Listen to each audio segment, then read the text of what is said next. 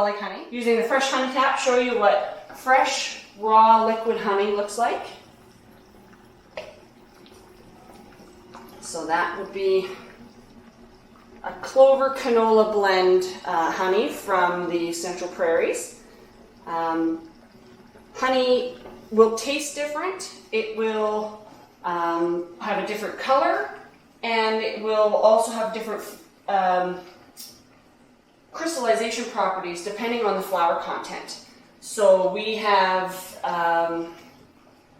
in the prairies about a 6 to 8 week window where the bees make most of the honey. And in that time, it's when the bulk of the flowers are blooming. We have clover, canola, alfalfa, some wildflower and stuff like that, and that's when the bees make most of the honey.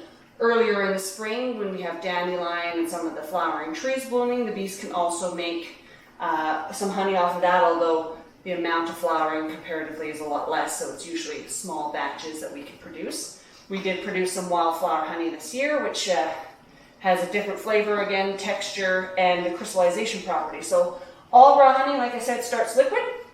It will crystallize naturally. The chemical or the components of honey will naturally crystallize on any kind of particulate that's in there. So it is cleaned, but it hasn't been thoroughly filtered. So there are small particulates, pollen, that kind of stuff in the honey, and the crystals will form on that. So a clover canola honey will probably get fairly hard fairly quickly. In order to re-liquefy it, just add a little bit of heat. You can put this container in a pot of hot water or on a sunny window, and it will liquefy again if it's gotten hard on you. You can freeze it while it's still liquid and just suspend that crystallization state. You take it out of the freezer and it'll still be liquid again for you. So you can do that on and off. But raw honey will never go bad. It'll never expire on you. They found honey in ancient Egyptian tombs. It's over 1,000 years old that's still edible. I've heard people talk about eating honey that's local honey and eating bee pollen to help with allergies. Is that true? Yeah, it's definitely, they're doing more and more studies on that. So like I said, the crystallization process of natural raw honey is going to be based on any of those pollen particulates and stuff like that that's found in the honey, and that's because there is quite a bit of that. When the bees fill the frames that they use to store the honey on, they'll also store some pollen in those frames alongside the honey. So when it's extracted, that pollen and everything will mix in with the honey, and it's you can't see it, but it's there. And so consuming local honey, as local to you as possible, will mean that you're consuming some of that pollen that is right in the area where you live. And if you have any kind of allergies like hay fever and that kind of stuff, having a tablespoon of honey a day or a teaspoon of honey a day just allows you to have that little bit of pollen intake enough, and if you continue to do that, you can actually reduce the effects of those seasonal allergies. And so some of the studies are showing positive results with that. So Gull Lake Honey is actually a commercial farm, but you do have a cute little shop here with a bunch of product. Can people come as individuals and purchase your honey? Absolutely. So yeah, most of our honey is produced in bulk. We package it in barrels and ship it to bulk packers that then package the final products for grocery stores. So you won't find Gull Lake honey in a grocery store, but we do sell it off farm here. So we have our farm store. You can bring your own container and fill off of our fresh honey tap during July and August when the fresh honey is flowing. Otherwise, we'll have containers filled and sold from the store here throughout the year for people to purchase. And your candles as well. Candles as well. Yeah, we sell raw beeswax as well. So if you really enjoy making candles or lip balms or other kind of crafts like that, or even beeswax food wraps like the reusable saran wraps. We sell the bulk wax in 1 pound or 2 pound bricks or 1 ounce bricks depending on how much you need, and that's always available year round as well. Gull Lake Honey is a member of the Alberta Honey Producers Cooperative. So as a commercial producer, we produce, we have 1,800 producing hives, and we produce hundreds of thousands of pounds of honey a year, depending on the season. So most of our honey we sell in bulk, and as part of the Honey Producers Cooperative, we sell our honey to Be Made. So Be Made packages and retails their honey as bee-made brand honey, but also as a number of other retail brand honeys. When you see grocery store honey and you're like, oh, I don't know, good chance it's local.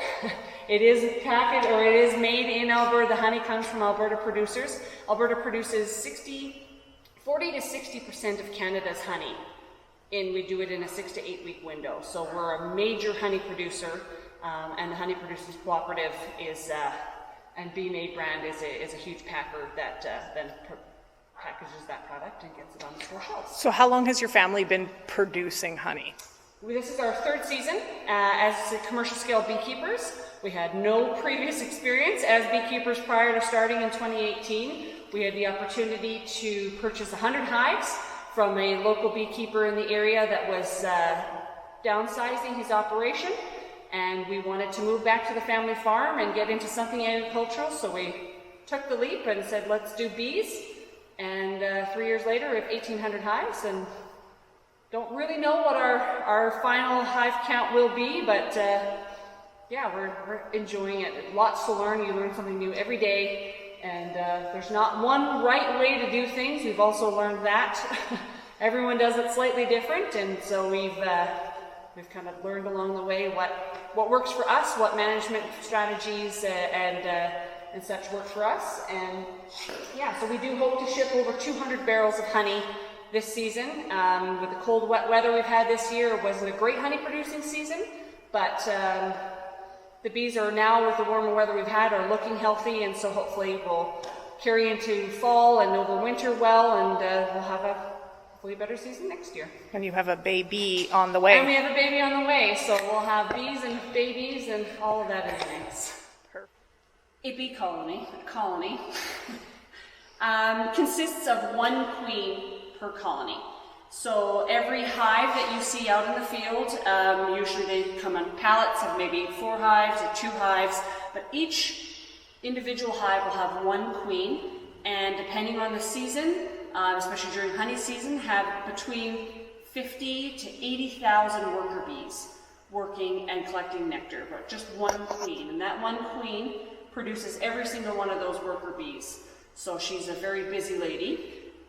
She lives in the bottom box of the hive. So every colony will have what is called a brood chamber, and that is where the queen lives and will lay her eggs. And so that's where the colony is created, where she replaces the worker bees as they come to the end of their life. A queen bee will live about 2 to 3 years, depending.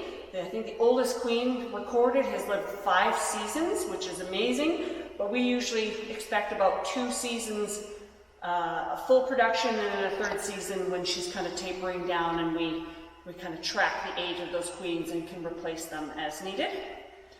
So she's laying all of those eggs. The difference between a queen bee and a worker bee is that when the queen bee egg was laid initially, it's the same as a worker bee egg, but the colony that created her fed that larva a different diet, a very high energy, high protein diet, and that allowed that larva to mature faster and to fully mature its reproductive organs. So that turns that larva into a queen bee as opposed to a worker bee. So the worker bee gets a regular diet of pollen and proteins to help develop that larva into a worker bee. Bee gets fed a very nutrient-rich diet out of royal jelly. And that royal jelly is what helps that queen or that bee develop into a queen and allow her to then be a reproductive member of the hive. So every colony will only have one queen in it, and as I said, can have up to 50 to 80,000 worker bees. The queen stays in the bottom box, and she is excluded from the rest of the hive. Using a queen excluder, she can't fit through this grate, but the rest of the worker bees can. So as the flowers start to bloom and we know that nectar is coming in, we provide the colony with more space because the colony size is growing, and also they need more space to store the honey. So we would place a queen excluder onto the hive, usually starting in about May, and start placing honey supers onto the colony, and the bees will naturally store the honey into the upper boxes, and the queen will continue to lay eggs and build up the colony in the lower brood chamber. So as the flowers continue to bloom throughout May, June, you have wildflowers, you have dandelion and carigana blooming, and then into July you have the clover, the alfalfa, the canola start to bloom. The bees need more and more space, because their colony is growing, but also because they're producing more and more honey out of the nectar that they're collecting. So we will continue to add boxes onto the hive and allow them more and more space to store that honey. So every box, we run a 9-frame box. We'll have 9 frames in it. Each frame has a plastic foundation, which the bees don't need, but helps the frame stay rigid and survive the extraction process. But the bees build all of the honeycomb themselves. So they will draw out that wax into the perfect honeycomb shape and then fill each little cell with nectar. They will dehydrate that nectar into honey, and when it's fully ready as honey, they will cap it off with a wax capping to seal each cell so that it won't drip or leak or get too much humidity from outside sources. The bees will start making honey in May when the first dandelions bloom. We probably will not pull or extract any honey from this hive until probably the 3rd week of July, but every season is different. Sometimes you get an early bloom or a really favorable spring. You might be extracting or pulling honey earlier, or a cold, wet season that pushes it late. So every year you need to be aware of what the weather is, the colony strength, and all that kind of stuff, and that will make a difference in when you're pulling honey. But we can have hives with 4, 5, sometimes even 6 honey supers on it before we pull the first honey from that hive. When we are ready to extract or take the honey from the hive, we use what's called a tip-up method. So in the field, the colonies would be on their pallets, and these boxes would be full of honey. We would come and we would take the box off the hive. It would be full of bees, so we would be well suited up and protected. And we would just tip that box up on its side, and then replace that full box with an empty box to give the bees space to put additional honey. And all the bees that are still in the box will naturally fly home.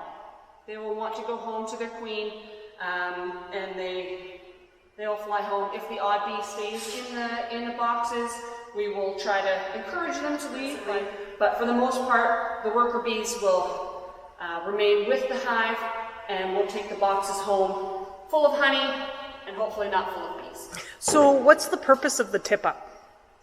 Just to allow them to that encourages them to escape out the bottom? This is not the proper position or angle of the hive, or it doesn't smell like their queen anymore, the airflow, they'll just say, and usually when we pull the honey, we wait until the frames are almost completely capped off. They don't really have anything to do anymore. Job's done. The job is done, those frames aren't useful to them, so they want to go home because they know that there's more work to be done. So the bees will just fly back home naturally, especially in July, less so in August. But so when I've seen documentaries about beekeeping and stuff like that, and they're smoking the bees, what's the purpose of that?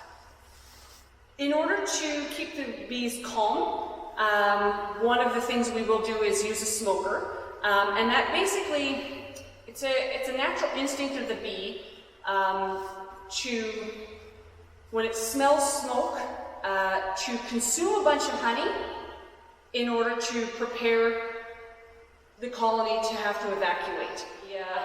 It now just basically causes the bees to eat a bunch of honey and become docile and calm, and they don't want to sting you because it's like a turkey belly. I was going to say, just like me eating too much turkey, I need a nap now. So they don't leave the hive when they're full of honey after smelling smoke. They just are calmer. Yeah. And so that allows you to work with them without the risk of getting stung. And even when full protective gear, full suit, and everything like that, the bees can still sting you through that. So a calm colony is preferred. Usually you can get away without using too much smoke. Some beekeepers don't use any out of personal preference. And the different breeds of bees, sometimes they have a little bit of a genetic difference to them that causes a colony to be a bit more aggressive.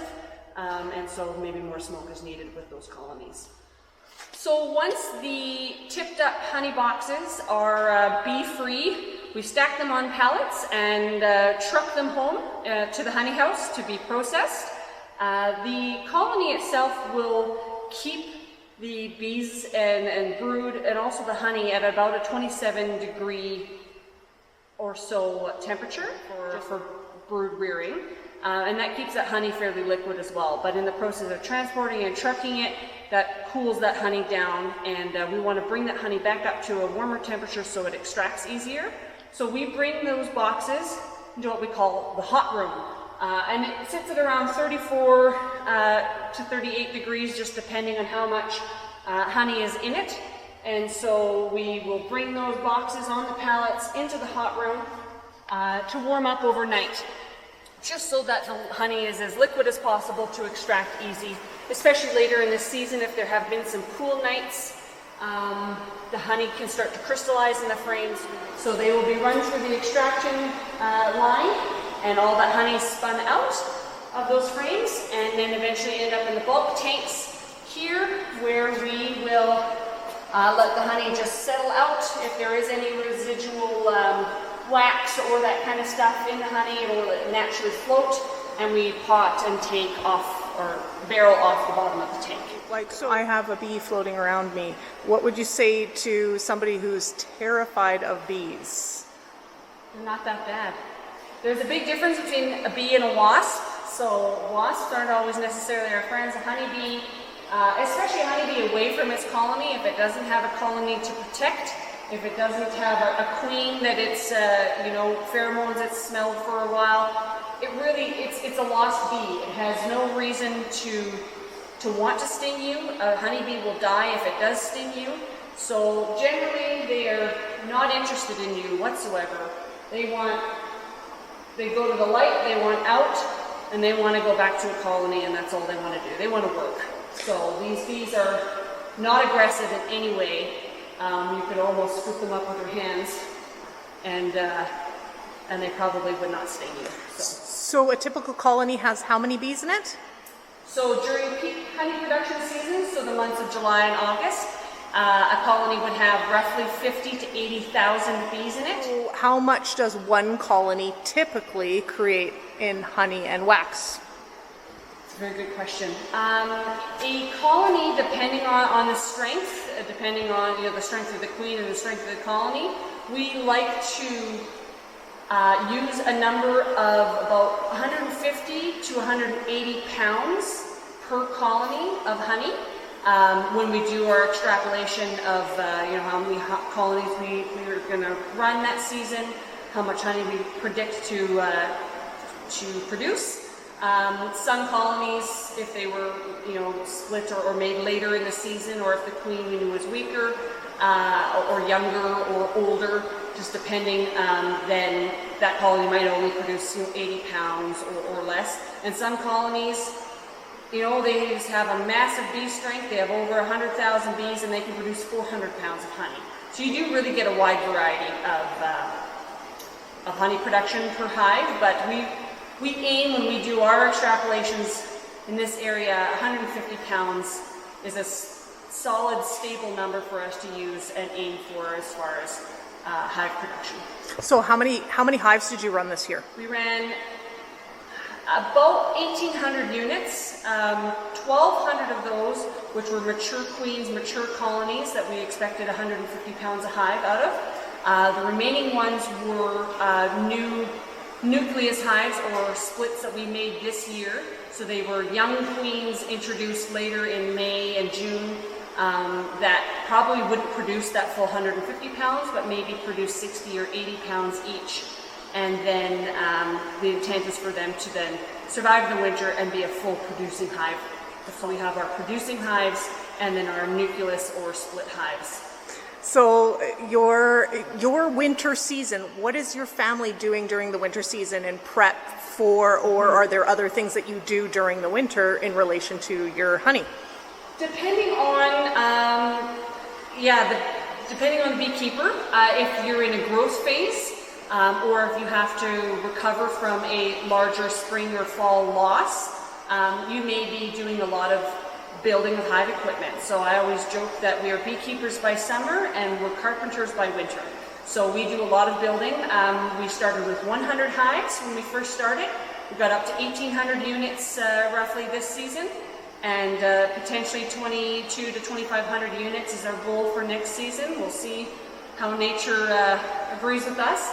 So we're going to be having to build boxes, build the pallets that the hives sit on, the lids that cover the hives, all the insulated wraps that keep the bees safe and warm during the winter. All of that has to come with, every time we expand our colonies numbers, we need all of that equipment. So we do a lot of building and construction and carpentry work during the fall and winter. And then again, we're back into the bees starting around March is when we first start getting back into the hives, feeding and making sure that they're healthy and ready to produce honey again next year. Okay, so final question. I notice there seems to be like a color theme when I drive by and see beehives or bee colonies in different farms. Mm-hmm. Is there a reason for that? I think the color of the boxes is more beekeeper preference than anything. We chose to go with a blue and yellow theme for the most part for multiple reasons. Our Gull Lake Honey logo was developed from our Prins family crest that was made in 1620.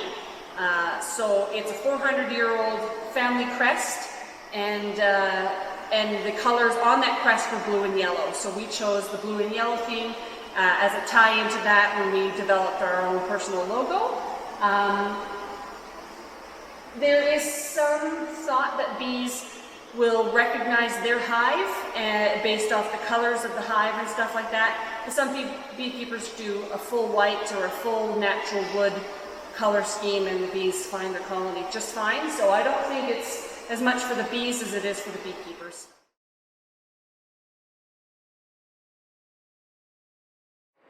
The boxes of honey that come from the field first need to be processed through the uncapper. So the bees will make a wax packet on top of the honey. You can find a good frame here.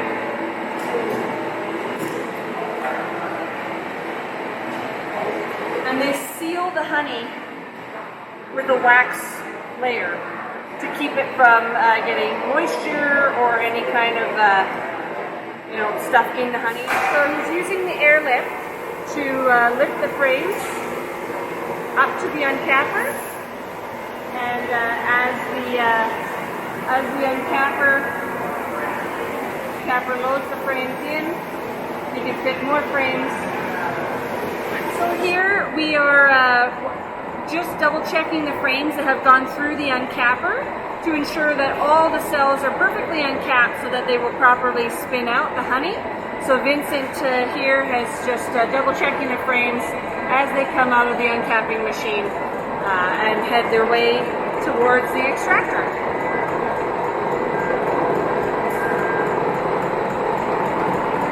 This is where most of the honey will spin out of the frames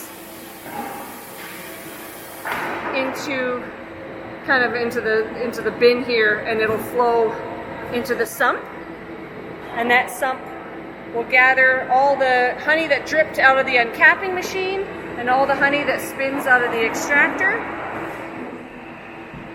And that will spin for roughly around 8 minutes, depending on how much honey is in the frames, if the honey has started to crystallize or not. As it's the end of the season, some of the honey has already started to crystallize in the frames, so it might need to be spun a little bit longer to really get as much of it out as possible, whereas earlier in the year when the honey is fresh, it spins out of the frames a lot easier. Once that's spun out and into the sump, it'll get pumped up the pipe and over to the wax separator. The honey will flow from the extracting equipment. Yeah. Through a heat exchanger to warm it back up so it's at the proper viscosity, and it will run into this wax separator. And so this just works on centrifugal force. The wax and the honey will flow into the top, and it's spinning very fast. I don't know exactly what speed, but it's spinning very fast, and the honey will stick to the outsides and build up a big honey layer, and that will flow up and over into a patch chamber. And basically 95-98% of the wax will then separate from that honey into a separate layer and will be carved off with little blades, and it'll turn into a honey or a wax sawdust. And so that's all the wax and other impurities that have been spun out of the honey come out the bottom of the machine, and that can then be melted and purified into, you know, wax bricks that can be used for candles or can be used for any kind of lip balms or lotions or whatever it is you'd like to make of it.